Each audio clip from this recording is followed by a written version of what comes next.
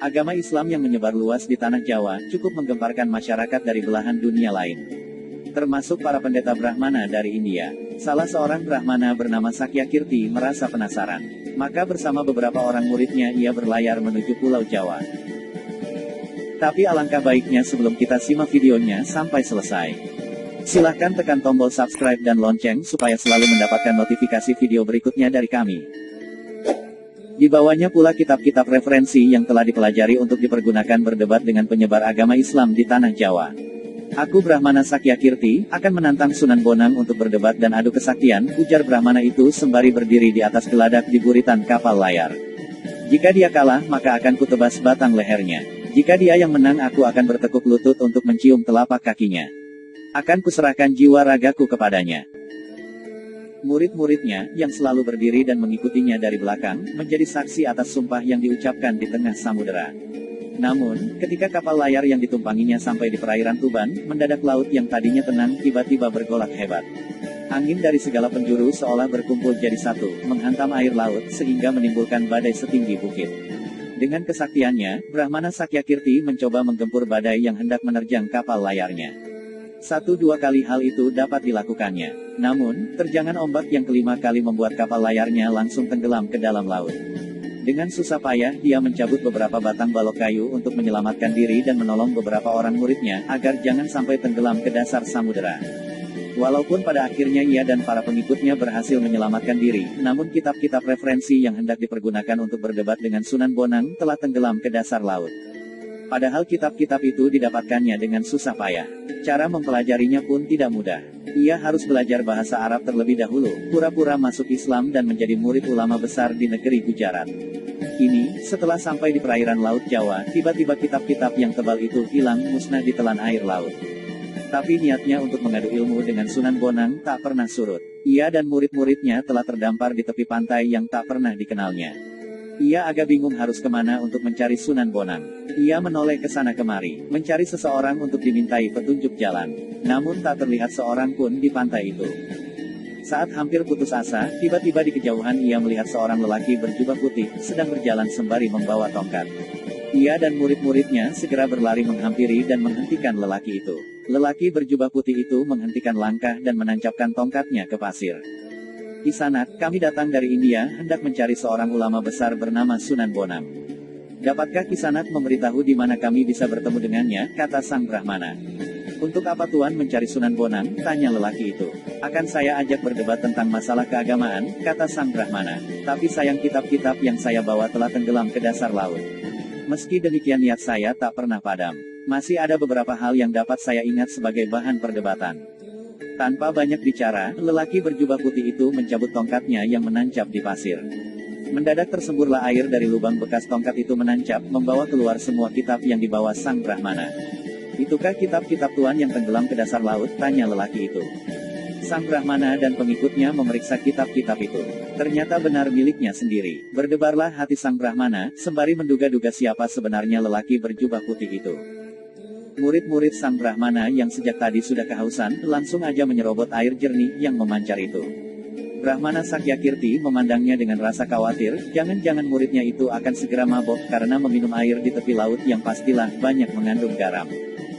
Segar, aduh segarnya, seru murid-murid sang Brahmana dengan girangnya. Yang lain segera berebutan untuk membasahi tenggorokannya yang kering. Brahmana Sakyakirti tercenung. Bagaimana mungkin air di tepi pantai terasa segar? Ia mencicipinya sedikit. Memang segar rasanya. Rasa herannya makin menjadi-jadi terlebih jika berpikir tentang kemampuan lelaki berjubah putih itu dalam menciptakan lubang air memancar, dan mampu menghisap kitab-kitab yang telah tenggelam ke dasar laut. Pastilah orang berjubah putih itu bukan orang sembarangan. Ia sudah mengerahkan ilmunya untuk mendeteksi apakah semua itu hanya tipuan ilmu sihir. Ternyata bukan ilmu sihir, tapi kenyataan. 1000 Brahmana di India tak mampu melakukan hal ini, pikir sang Brahmana. Dengan rasa was-was, takut dan gentar ia menatap wajah orang berjubah putih itu. Apakah nama daerah tempat saya terdampar ini? Tanya sang Brahmana dengan hati kebat-kebit. Tuan berada di pantai Tuban, jawab lelaki itu. Serta-merta Brahmana dan para pengikutnya menjatuhkan diri berlutut di hadapan lelaki itu. Mereka sudah dapat menduga pastilah lelaki berjubah putih itu adalah Sunan Bonang sendiri. Bangunlah, untuk apa kau berlutut kepadaku? Bukankah sudah kau ketahui dari kitab-kitab yang kau pelajari bahwa sangat terlarang bersujud kepada sesama makhluk? Sujud hanya pantas dipersembahkan kepada Allah yang Maha Agung, kata lelaki berjubah putih yang tak lain memang Sunan Bonang adanya. Ampunilah saya yang buta ini, tak melihat tingginya gunung di depan mata, ampunkan saya, rintih sang Brahmana. Bukankah kau ingin berdebat denganku juga mau mengadu kesaktian, tukas Sunan Bonang? Mana saya berani melawan Paduka, tentulah ombak badai yang menyerang kapal kami juga ciptaan Paduka, kesaktian Paduka tak terukur tingginya. Ilmu Paduka tak terukur dalamnya, kata Brahmana Sakyakirti. Kau salah, aku tidak mampu menciptakan ombak dan badai, ujar Sunan Bonang. Hanya Allah yang mampu menciptakan dan menggerakkan seluruh makhluk. Allah melindungi orang yang percaya dan mendekat kepadanya, dari segala macam bahaya dan niat jahat seseorang. Sang Brahmana merasa malu. Memang kedatangannya bermaksud jahat, ingin membunuh Sunan Bonang melalui adu kepandaian dan kesaktian. Ternyata niatnya tak kesampaian. Apa yang telah dibacanya dalam kitab-kitab yang telah dipelajari terbukti, bahwa barang siapa memusuhi para walinya, maka Allah akan mengumumkan perang kepadanya. Menantang Sunan Bonang, sama saja dengan menantang Tuhan yang mengasihi Sunan Bonang itu sendiri. Ia membayangkan rasa takut saat teringat bagaimana dirinya terombang-ambing diterjang ombak badai. Berarti Tuhan sendiri yang telah memberinya pelajaran supaya mengurungkan niatnya memusuhi Sunan Bonang. Ia percaya, jika niatnya dilaksanakan bukan Sunan Bonang yang kalah atau mati, tapi dia sendirilah yang bakal binasa. Kanjeng Sunan, sudilah menerima saya sebagai murid, kata Brahmana itu kemudian. Jangan tergesa-gesa, ujar Sunan Bonang. Kau harus mempelajari dan mengenal Islam lebih banyak lagi, lebih lengkap lagi. Sebab apa yang kau pelajari hanya sebagian-sebagian saja. Jika kau sudah memahami Islam secara keseluruhan, maka kau boleh pilih, tetap memeluk agama lama atau menerima Islam sebagai agamamu terakhir. Sekali lagi sang Brahmana merasa malu. Ternyata Sunan Bonang bersifat arif dan bijaksana, tidak memaksakan kehendak walau sudah berada di atas angin. Seandainya Sunan Bonang memperbolehkannya untuk berlutut, dia akan bersujud dan menyembah sepasang kakinya. Bawa semua kitab-kitabmu, mari isinya kita bahas bersama-sama, kata Sunan Bonang sembari melanjutkan langkahnya. Brahmana Sakyakirti dan murid-muridnya segera mengumpulkan kitab-kitab yang tercecer lalu mengikuti langkah Sunan Bonang. Pada akhirnya ia dan murid-muridnya rela masuk Islam atas kesadarannya sendiri, dan menjadi pengikutnya yang setia. Dari berbagai sumber disebutkan bahwa Sunan Bonang itu nama aslinya Syekh Maulana Magdum Ibrahim, putra Sunan Ampel dan Dewi Condrowati yang sering disebut Nyai Ageng Manila. Ada yang mengatakan Dewi Condrowati itu adalah putri Prabu Kertabumi. Dengan demikian Raden Magdum adalah salah seorang pangeran Majapahit, karena ibunya adalah putri Raja Majapahit dan ayahnya adalah menantu Raja Majapahit. Sebagai seorang wali yang disegani dan dianggap mufti atau pemimpin agama setanah Jawa, tentu saja Sunan Ampel mempunyai ilmu yang sangat tinggi. Sejak kecil, Raden Magdum Ibrahim sudah diberi pelajaran agama Islam secara tekun dan disiplin. Sudah bukan rahasia lagi, bahwa latihan atau riada para wali itu lebih berat daripada orang awam. Raden Magdum Ibrahim adalah calon wali yang besar, maka Sunan Ampel sejak dini juga mempersiapkan sebaik mungkin. Disebutkan dari berbagai literatur, bahwa Raden Magdum Ibrahim dan Raden Paku sewaktu masih remaja, meneruskan pelajaran agama Islam hingga ke tanah seberang, yaitu negeri Pasai. Keduanya menambah pengetahuan kepada Syekh Awalul Islam atau ayah kandung dari Sunan Giri, juga belajar kepada para ulama besar yang banyak menetap di negeri Pasai. Seperti ulama ahli tasawuf yang berasal dari Baghdad, Mesir, Arab, dan Persia atau Iran. Sesudah belajar di negeri Pasai, Raden Magdum Ibrahim dan Raden Paku pulang ke Jawa. Raden Paku kembali ke Gresik, mendirikan pesantren di Giri, sehingga terkenal sebagai Sunan Giri. Raden Magdum Ibrahim diperintahkan Sunan Ampel untuk berdakwah di daerah Lasem, Rembang, Tuban, dan daerah Sempadan, Surabaya. Dalam berdakwah Raden Magdum Ibrahim ini sering mempergunakan kesenian rakyat untuk menarik simpati mereka, yaitu berupa seperangkat gamelan yang disebut bonang. Bonang adalah sejenis kuningan yang ditonjolkan di bagian tengahnya. Bila benjolan itu dipukul dengan kayu lunak, maka timbullah suaranya yang merdu di telinga penduduk setempat. Lebih-lebih bila Raden Magdum Ibrahim sendiri yang membunyikan alat musik itu.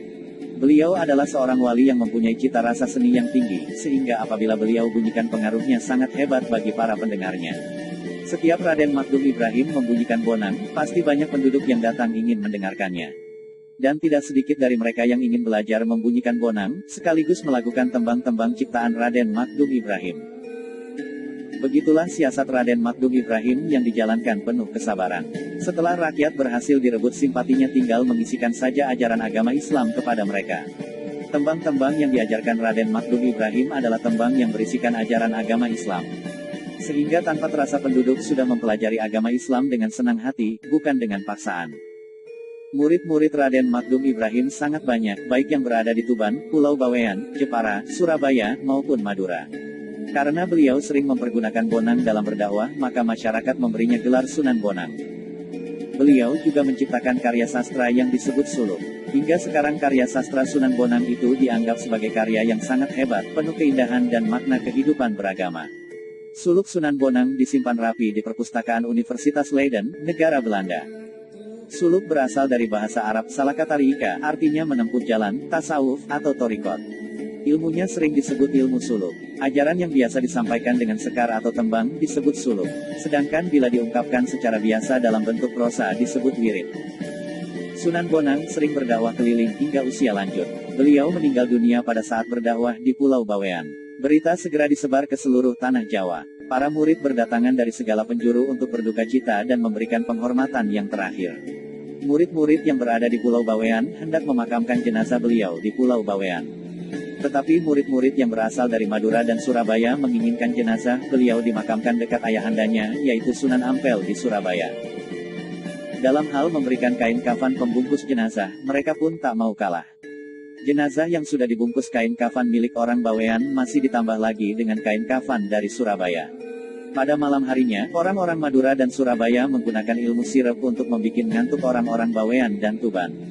Lalu mengangkut jenazah Sunan Bonang ke dalam kapal dan hendak dibawa ke Surabaya. Karena tindakannya tergesa-gesa, kain kafan jenazah itu tertinggal satu. Kapal layar segera bergerak ke arah Surabaya. Tetapi ketika berada di perairan Tuban, tiba-tiba kapal yang digunakan mengangkut jenazahnya tidak bisa bergerak, sehingga terpaksa jenazah Sunan Bonang dimakamkan di Tuban, yaitu di sebelah barat Masjid Jami Tuban. Sementara kain kafan yang ditinggal di Bawean ternyata juga ada jenazahnya. Orang-orang Bawean pun menguburkannya dengan penuh hikmat. Dengan demikian ada dua jenazah Sunan Bonang. Inilah karomah atau kelebihan yang diberikan Allah kepada beliau. Dengan demikian tak ada permusuhan di antara murid-muridnya. Sunan Bonang wafat pada tahun 1525. Makam yang dianggap asli adalah yang berada di kota Tuban, sehingga sampai sekarang makam itu banyak diziarahi orang dari segala penjuru tanah air.